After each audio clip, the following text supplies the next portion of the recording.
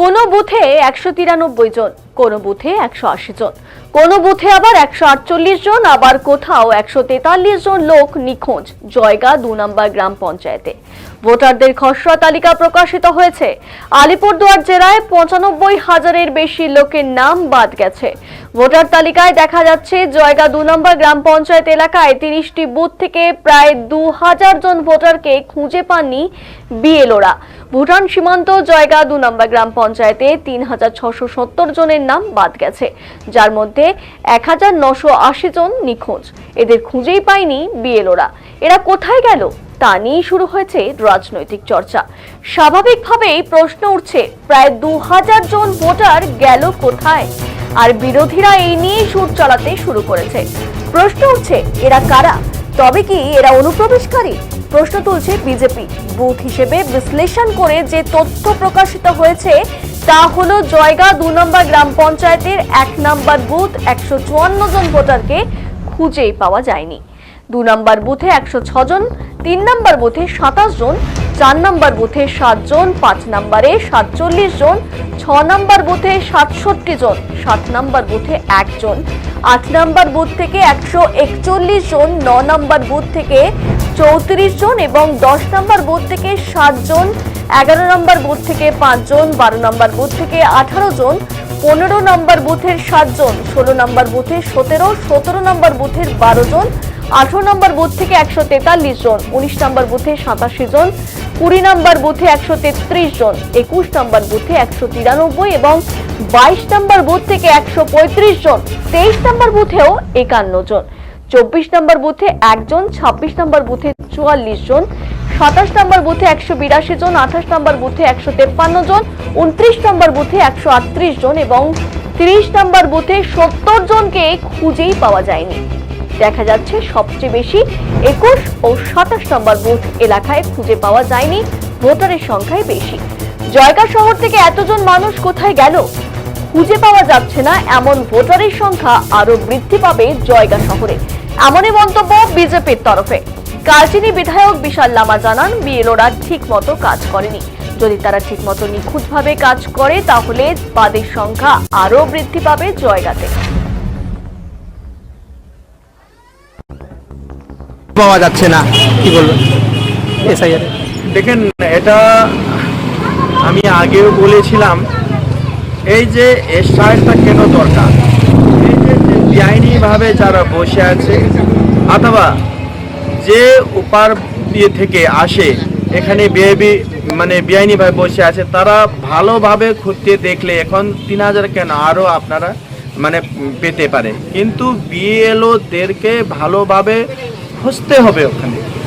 এখানে যে দেখা যাচ্ছে ৩,০০০ ৪,০০০ যে আসছে, এখানে ডেথ ভোটারও আছে, শিফটেড ভোটারও আছে।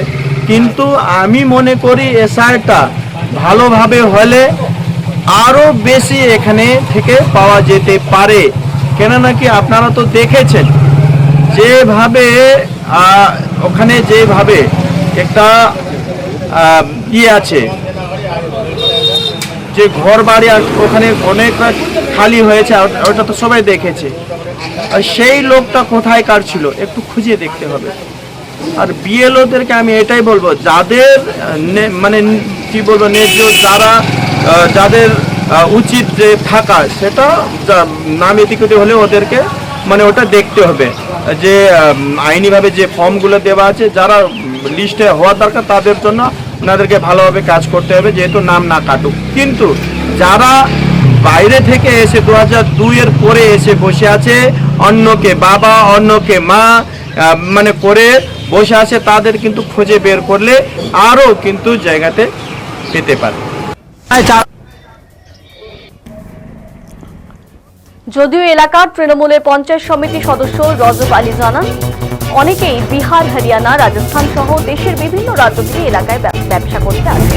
তাদের ২ জায়গায় নাম ছিল, তারা হয়তো নিজের এলাকায় নাম রেখেছে, জয়গাতে ফর্ম ফিল আপ করেনি। আমি এটাই বলতে চাই যে আমাদের জয়গাতে এইরকম হওয়ার কারণটা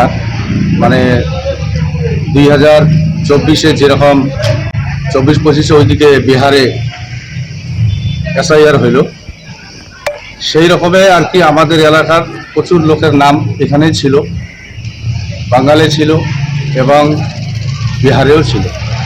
তাদের মধ্যে ম্যাক্সিমাম লোক তারা ওদিকে চলে গেছে, যার জন্য এখানে ওরা আর এখানে আর দুবারা SIR ফর্ম ফিল আপ করেনি, যতটুকু আমাদের নলেজে রয়েছে। তাছাড়া কিছু কিছু মেয়েরা আছে, তাদের বিয়ে হয়ে গেছে, তারা শিফটেড হয়ে গেছে, কিছু কিছু মৃত্যুও আছে, এরকম আছে। কিন্তু বেশিরভাগ বিভিন্ন জায়গায় যেরকম হয়তো রাজস্থানে মনে হয় হয়ে গেছে, ওইদিকেও কিছু লোকের নাম রয়ে গেছে আর এখানে বাতিল হয়ে গেছে। এই ধরনের লোকের মানে একটু বেশি আর কি। এরা সব অন্য স্টেটের। হ্যাঁ, অন্য অন্য স্টেটে ছিল, মানে দুই জায়গায় ভোট ছিল, তাদেরকে এখন তারা ওইখানে চয়েস করে নিয়ে ওখানে করে ফেলছে, এখানকারটা বাতিল করে দিয়েছে। তো সংখ্যাটা তো অনেক, 2000 এত লোক আছে। হ্যাঁ হ্যাঁ হ্যাঁ, এখানে তো 30টা বুথ না আমাদের জায়গাতে, 30টা বুথ। খালি অন্য রাজ্য থেকে আসছিল, অন্য বাইরে আউট অফ স্টেট, মানে বাংলাদেশে আর আরো না, বাংলাদেশে তো ভাই আজ অব্দি আমার চোখে এখন নজরে পড়েনি, আমি কোনো নিউজও পাইনি যে জায়গাতে বাংলাদেশি বা রোহিঙ্গা আছে বলে। এখন অবধি আমি একটারও খবর কিন্তু পাইনি।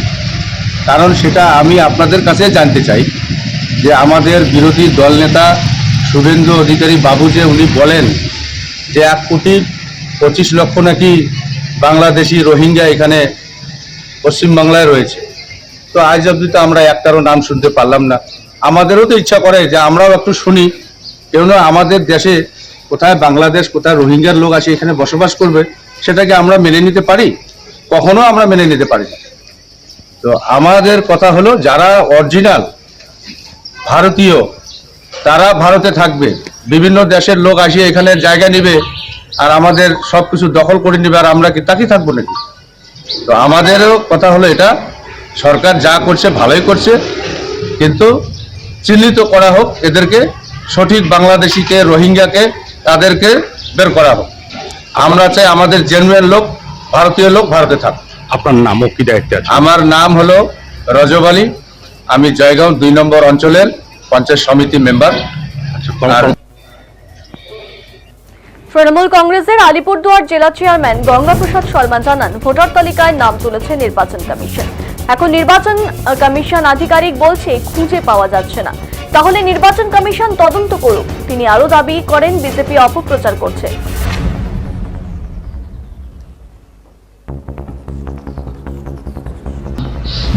ভোটার লিস্টে কে তুলেছিল?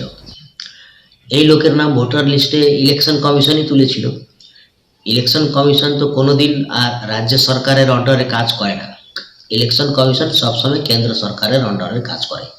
এই ভোটার লিস্টের নাম তোলা, ভোটার লিস্ট থেকে নাম বাদ দেওয়া, ভোটাররা যদি শিফট হয়ে থাকে তাদের নাম ডিলিট করা, এইসব দায়িত্ব মানে ইলেকশন কমিশনেরই আছে। তো আমি ইলেকশন কমিশন অফ ইন্ডিয়াকে জিজ্ঞাসা করছি, আপনাদের কোন অধিকারী এখন যে বলছেন যে এরা মিসিং, এদেরকে খুঁজে পাওয়া যাচ্ছে না, তাহলে এদের নামটা কি করে ভোটার লিস্টে তোলা হলো এটা আপনারা তদন্ত করুন। বিজেপি বিধায়ক বা বিজেপির নেতারা তো বলছে বাংলাদেশ বা রোহিঙ্গারা প্রচুর মাত্রায় এখন পশ্চিমবঙ্গে আছে।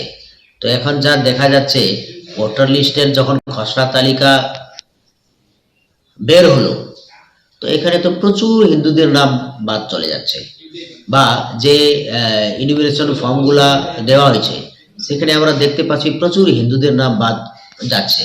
তো বিজেপি যে একটা অপপ্রচার করছিল সেটা তো আমরা তো বাস্তবে তো সেটা পাচ্ছি না। তো বিজেপির বিধায়ক তো নিজের দায়িত্ব নিজের ঘাড়ে কোনোদিন নেবে না। আমি বিধায়ককেই প্রশ্ন করি, ইলেকশন কমিশন অফ ইন্ডিয়া কার আন্ডারে কাজ করে? এটা ভারত সরকারের আন্ডারে কাজ করে, সব সময় ভারত সরকারের আন্ডারে কাজ করে। তো যদি সব সময় ভারত সরকারের আন্ডারে কাজ করে, তাহলে এইসব লোকের নাম তখন কে তুলেছিল যাকে আজকে মিশিং দেখাচ্ছে? এখানে দুই ধরনের জিনিস আছে। একটা হলো কিছু হিন্দিভাষী মানুষকে মিশিং দেখাচ্ছে, এখানে কিছু মুসলিমস আছে, কিছু নেপালিভাষী আছে, কিছু বাঙালি আছে, সব ধরনেরই লোক আছে এখানে। তো এটা মনে করো জায়গাতে তো একটা কমার্শিয়াল জায়গা, অনেক বাইরে থেকে লোক এসে এখানে রোজগার করে খেত। তো হয়তো তারা যে কোনো কারণে এখন সব জায়গা ছেড়ে অন্য জায়গায় চলে গেছে, এটাও হতে পারে। ঠিক আছে, কিন্তু এর দায়ভার ইলেকশন কমিশন অফ ইন্ডিয়াকে নিতে হবে। কেন এই সব লোকের নাম এই মিসিং এখন হচ্ছে, তো কেন হচ্ছে তার উত্তর কিন্তু বিজেপি বিধায়ককেই দিতে হবে। দেখো, এই লোকের নাম